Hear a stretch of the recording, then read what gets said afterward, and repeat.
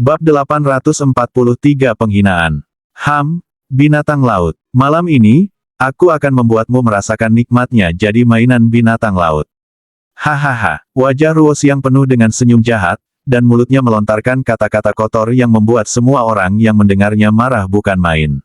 Namun, tak seorang pun berani maju menantangnya. Di bawah tawa gilanya, tempat itu menjadi sunyi senyap. Dipermalukan oleh ras laut dalam acara besar yang digelar oleh ras manusia adalah aib bagi semua orang di sana.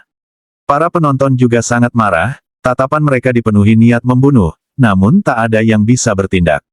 Salah satu tamu terhormat dari Sekte Pemakan Jiwa berkata, "Aku sudah menggunakan teknik rahasia untuk menghubungi Cheng Haomiao. Di antara generasi muda, hanya dia yang mungkin bisa mengalahkan orang itu." Benar, dia adalah yang pertama dari 5 pahlawan wilayah barat, dan pemimpin dari 4 jenius wilayah utara. Jika dia turun tangan, pasti kita menang. Aku tidak yakin, bukankah kekuatan Ruan Zimao juga tak jauh berbeda dengan mereka? Tapi dia tetap kalah. Cheng Haoming punya peluang lebih tinggi. Dia sudah kaisar bela diri bintang 2, dan dengan teknik bertarung dari Sekte Pemakan Jiwa yang mengerikan, kurasa masih ada sedikit harapan. Itulah satu-satunya harapan kita. Jika tidak, di mana muka ras manusia? Ini bukan lagi soal kehormatan kota bulan merah, tapi menyangkut martabat ras manusia. Para ahli ternama yang hadir mulai kehilangan kesabaran. Kini mereka menghadapi musuh bersama. Di suatu tempat, 10.000 meter di atas langit, terdengar suara lembut yang terkejut. Saudara Lai Feng juga datang. Ya, aku sudah duga kau akan mendapat transmisi suara juga. Sepertinya kau lebih cepat datang daripada aku. Hehe, kalau kau di sini, aku tenang. Pertarungan ini pasti kita menangkan. Jangan terlalu memujiku. Aku tahu kemampuan diriku. Meskipun tombak Luo Qingyun tadi memang mengerikan, tapi bukan pada level yang bisa mengguncang langit dan membuat bumi menangis. Yang benar-benar mengerikan adalah, setelah Yun Xiao menahan langsung serangan itu, dia masih baik-baik saja. Meskipun tubuhnya berdarah dan tampak compang camping, tapi aura napas naga dan energi dalam dirinya tidak berubah. Aku khawatir kekuatan pria ini, sudah melampaui maha kuasa rendah. Artinya, tingkat kekuatannya minimal setara dengan bintang 4. Minimal, kalau lebih tinggi lagi, kita pun tak bisa menebaknya. Percakapan itu pun terhenti. Setelah beberapa saat, Beiming Lai Feng tersenyum pahit.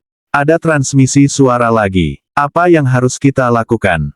Cheng Haomiao mengeluarkan kotak kecil yang indah, alat komunikasi suara, lalu melemparkannya ke udara sambil mendengus. Apalagi, tentu saja kita berpura-pura mati. Sekarang ini hanya ras manusia yang dipermalukan. Tapi kalau kita muncul dan kalah juga, yang dipermalukan bukan hanya manusia, tapi juga kita sendiri. Kau benar sekali, Saudara Hao Yun. Beiming Lai Feng juga melempar alat transmisi suaranya ke udara. Dia tidak marah ataupun jengkel, hanya tertawa santai. Selama kita tidak turun tangan, orang-orang masih punya harapan. Tapi kalau kita ikut bertarung dan tetap kalah, yang tersisa hanya keputusasaan. Sekarang tinggal lihat apa rencana kota bulan merah. Omong-omong, Li Yun Xiao juga ada di bawah sana. Kalau dia turun tangan, menurutmu, bisa menang. Kekuatannya juga cukup aneh. Mungkin bisa menahan serangan sesaat, tapi jujur saja, aku tidak melihat harapan menang. Sepertinya kita memang kehilangan muka besar kali ini. Percakapan mereka pun benar-benar berakhir. Di tribun, para penonton semakin gelisah. Wajah para tetua tampak sangat buruk. Keringat dingin mulai menetes. Salah satu dari mereka berkata gugup. Sudah lama aku coba hubungi Cheng Haoming, tapi tidak bisa tersambung, mungkin dia sedang dalam kultivasi tertutup. Aku juga tak bisa menghubungi Beiming Lai Feng. Jadi, apa yang harus kita lakukan sekarang? Setelah mendengar bahwa dua harapan mereka tak bisa dihubungi, suasana jadi tegang kembali. Siapa peduli? Kata Ning Keiwei dengan dingin. Kenapa tidak langsung kubunuh saja bajingan ini? Itu akan menyelesaikan semuanya. Jangan. Jiang Churan terkejut dan memperingatkan dengan suara rendah. Jangan gegabah. Dunia ini punya mata dan telinga. Kau tidak bisa bertindak sembarangan. Ning Keiwei mendengus. Terserah. Ruobing itu anakmu, jadi kau yang putuskan sendiri. Ia memalingkan wajah dengan marah dan memilih diam. Di atas panggung, wajah Jiang Bili juga penuh rasa malu. Ia sudah memanggil 2 kali. Jika dia memanggil sekali lagi dan tak ada yang menjawab, ia harus mengumumkan hasilnya. Namun, ia merasa sangat ragu untuk mengucapkan panggilan terakhir itu. Semua orang seolah menahan napas. Tiba-tiba, sebuah sosok meloncat ke panggung dan berteriak marah. Kalau tak ada yang berani bertarung, biar aku saja. Yang naik ke atas adalah Jiang Ruobing sendiri, pedang di tangan. Ia meluncur ke arah Ruo Xiang, dengan kekuatan pedangnya langsung menargetkan tenggorokannya. Apa ras manusia begitu lemah sampai harus mengandalkan seorang wanita? Ruo Xiang tertawa sinis. Ia mengangkat 2 jarinya dan menepis pedang panjang itu. Seketika, kekuatan luar biasa membuat pedang terlepas dari tangan Jiang Ruobing, dan tubuhnya terlempar jauh.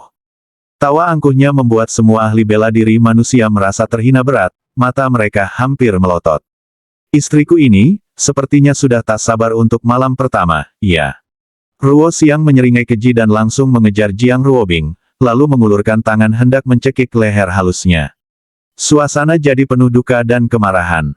Semua orang melihat dengan mata merah, namun tak berani bertindak. Perasaan tak berdaya dan hina menyebar di hati setiap pria yang hadir. Pak, tepat saat jari-jari Ruo Xiang hampir menyentuh leher Jiang Ruobing yang ketakutan, sebuah tangan ramping turun dari langit dan mencengkeram pergelangan tangannya. Tangan itu putih halus bak giok. Meski terlihat lemah, satu genggaman ringan membuat tulangnya retak. Kerak, petik 2 tanda tanya tanda seru. Ark, wajah Ruo Xiang langsung berubah, dan ia menendang orang itu dengan kekuatan penuh.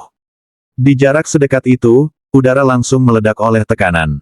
Boom! Namun, orang itu mengeluarkan cermin harta karun, memantulkan serangan balik ke tubuh Ruo Xiang dan melemparnya puluhan meter ke belakang.